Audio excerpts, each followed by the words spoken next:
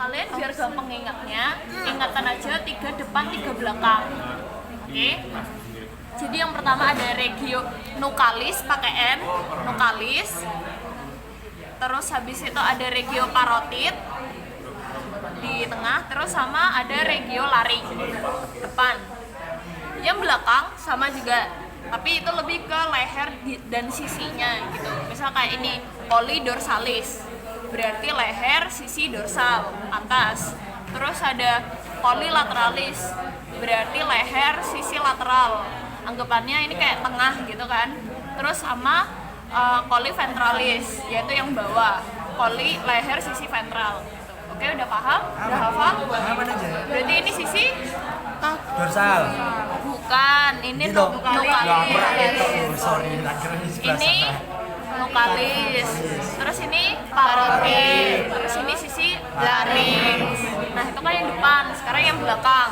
Berarti yang ini ada dorsalis. Ini lateralis.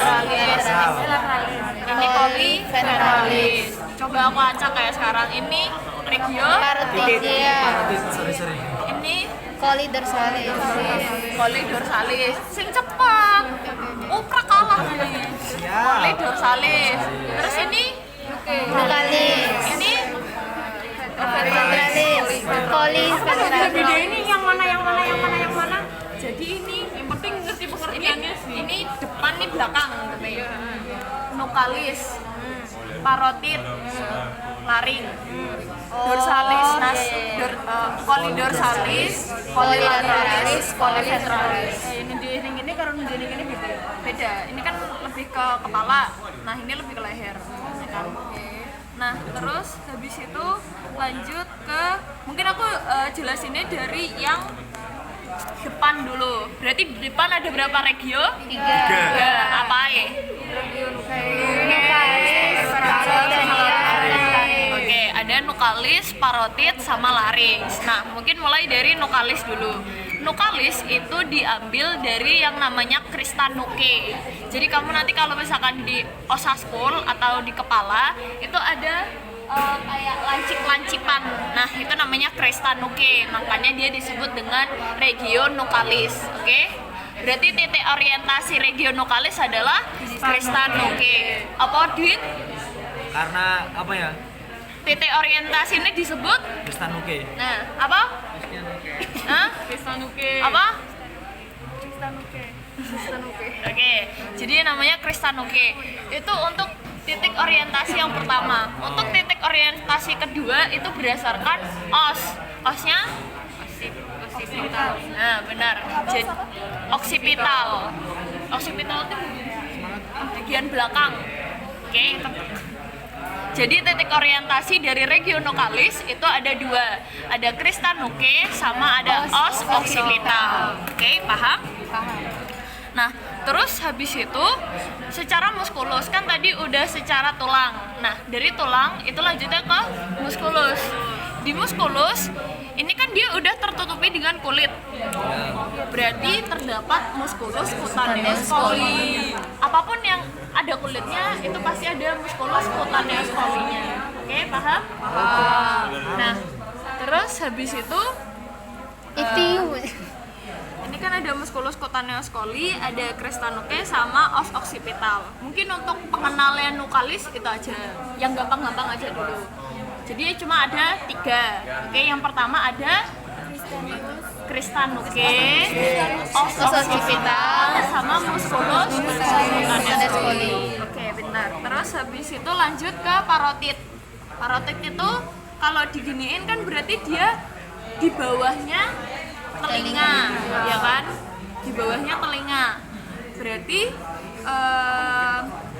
apa dulu ya Sindiano? Kalau ini saya memikirkan sing gampang dari apa sih? Kalau di parotid. Oh, pengenalnya dulu. Pengenalnya titik orientasinya berarti ada glandula parotidea. Oke, ada glandula parotidea. Di mana? Di sini. Nah, terus di sini juga ada glandula mandibularis. Jadi kayak ini glandula parotidea, ini glandula mandibularis. Jadi dia masih masuk ke regio parotidea. Oke? Nah, terus habis itu di parotidea ini ada muskulus, ya kan?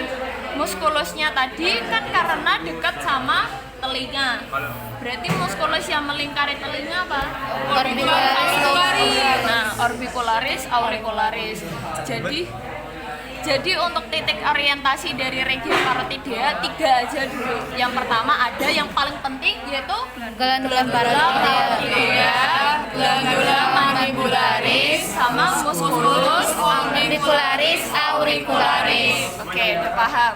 Nah, terus kan ini tadi nukalis, ini parotidea, yang bawah berarti Laring. Nah, di regio laring Udah anak TK dulu guys. ada kok, ada.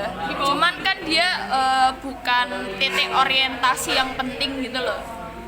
Tapi kalau misalkan nyebut musculus cutaneus coli juga nggak apa-apa. Cuma kita bahas pengenalnya aja dulu, oke? Terus ke laring. Nah, di laring dia banyak organ. Apa aja? Ada laring, Faring, esophagus, trakea. esophagus. Udah, itu doang kan. Nah, untuk osnya sekarang. Osnya ada rahang bawah, namanya os Mandibularis. Ya, os mandibular. Terus habis itu ada juga yang tadi kan aku bilang di sini glandula parotid, di sini glandula Mandibularis. berarti dia juga masuk di Laring. laring. Glandulanya masuk ke laring juga. Iya, jadi kan dia kayak tonjolan di antara gitu. Oke, paham. Terus ada sama ini. Jadi di secara muskulus, ya kan? Nanti itu ada yang membentang dari leher ke lidah. Namanya sternohyoideus.